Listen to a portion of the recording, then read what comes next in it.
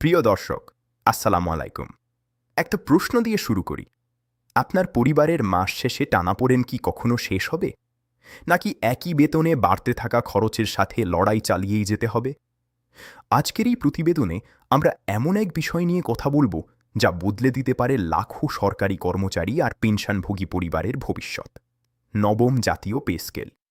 শুরুতেই একটা কথা বলে রাখি, এই প্রতিবেদনের একদম শেষ দিকে এমন একটি গুরুত্বপূর্ণ তথ্য জানানো হবে যা সরাসরি প্রভাব ফেলতে পারে আপনার মাসিক আয়ের ওপর।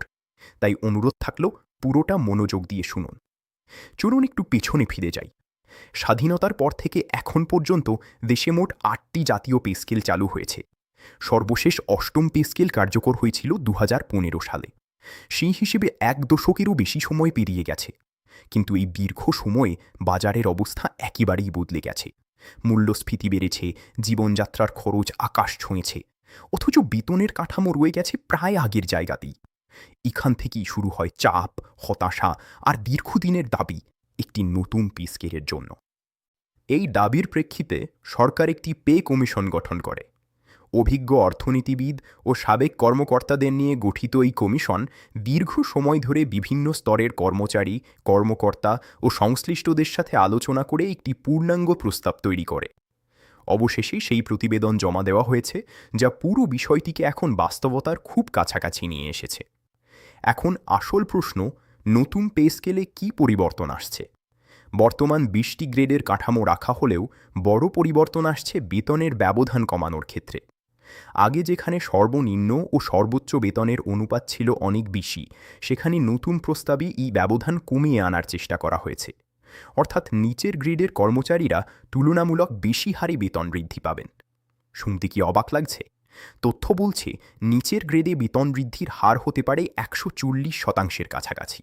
অন্যদিকে উচ্চ গ্রেডেও বৃদ্ধি হবে, তবে তুলনামূলক কম হারে। এর পিছনে একটি স্পষ্ট লক্ষ্য, বেতন বৈষম্য কমানো। একটু কল্পনা করুন, একজন নিম্ন গ্রেডের কর্মচারী যিনি এতদিন সীমিত আয়ে সংসার চালিয়েছেন, তার বেতন যদি উল্লেখযোগ্যভাবে বাড়ে, তাহলে তার পরিবারের জীবনযাত্রা কতটা বদলে যেতে পারে। কিন্তু এখানেই শেষ নয়, সামনে আসছে আরও বড় প্রশ্ন, এই পরিবর্তন কবে থেকে বাস্তবে রূপ নেবে? সাম্প্রতিক তথ্য বলছে আসন্ন অর্থবছরের বাজেটে এই পে স্কেল বাস্তবায়নের প্রস্তুতি নেওয়া হয়েছে। বাজেটে বিপুল পরিমাণ অর্থ বরাদ্দের পরিকল্পনাও রয়েছে। ধারণা করা হচ্ছে আগামী জুলাই থেকে ধাপে ধাপে নতুন কাঠামো কার্যকর হতে পারে।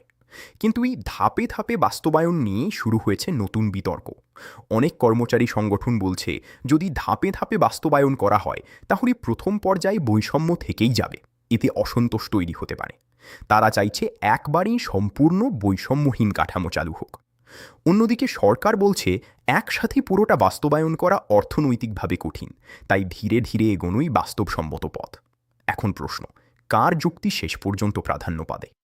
এর মাঝেই আরেকটি গুরুত্বপূর্ণ বিষয় সামনে এসেছে। এই পে স্কেল শুধু কর্মরত কর্মচারীদের জন্য নয়, পেনশনভোগীদের জন্যও সমান গুরুত্বপূর্ণ। কারণ নতুন কাঠামো অনুযায়ী তাদের পেনশনও পুনর্নির্ধারিত হতে পারে। শিক্ষা খাতেও এর প্রভাব পড়বে। এমপিওভুক্ত শিক্ষক কর্মচারীরাও এই পরিবর্তনের আওতায় আসতে পারেন, যা তাদের দীর্ঘদিনের বৈষম্য কমাতে সাহায্য করবে। If this story touches your heart, please share it. এখন আবার ফিরে আসি বাস্তব জীবনের ছবিতে। ধরুন, একজন কর্মচারী যিনি এতদিন সীমিত আয়ে সন্তানদের পড়াশোনা, চিকিৎসা আর দৈনন্দিন খরচ সামলাতে হিমশিম খাচ্ছিলেন, তার বেতন যদি হঠাৎ উল্লেখযোগ্যভাবে বাড়ে, তাহলে সেই পরিবারের জন্য সেটা কতটা বড় স্বস্তি নিয়ে আসতে পারে। হয়তো নতুন করে স্বপ্ন দেখার সাহস ফিরে আসবে, হয়তো সন্তানকে ভালো স্কুলে ভর্তি করানোর চিন্তা আর কষ্টকর মনে হবে না, হয়তো মাস শেষে ঋণের চিন্তায় ঘুম হারাম হবে না। কিন্তু এখানেই একটা সতর্কতা জরুরি।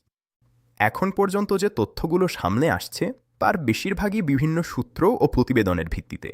চূড়ান্ত সত্য জানা যাবে কেবল সরকারি গেজেট প্রকাশের পরেই। তাই গুজব বা অপ্রমাণিত তথ্যের ওপর ভরসা না করে অফিসিয়াল ঘোষণার জন্য অপেক্ষা করাই সবচেয়ে বুদ্ধিমানের কাজ। সবশেষে একটা কথা, এই পে স্কেল শুধু একটি বেতন কাঠামো নয়, এটি লাখো পরিবারের আশা, সংগ্রাম আর ভবিষ্যতের সাথে জড়িত। এখন সময় দেখার এই প্রতিশ্রুতি কত দ্রুত বাস্তবে রূপ নেয়। আপনি কি মনে করেন, এই পে স্কেল সত্যি বৈষম্য কমাতে পারবে, নাকি আবারও অপেক্ষা দীর্ঘ হবে? আপনার মতামত জানাতে ভুলবেন না। ভিডিওটি ভালো লাগলে লাইক দিন, শেয়ার করুন আর এমন গুরুত্বপূর্ণ আপডেট পেতে সাবস্ক্রাইব করে পাশে থাকুন। ভালো থাকুন, সুস্থ থাকুন। আসসালামু আলাইকুম।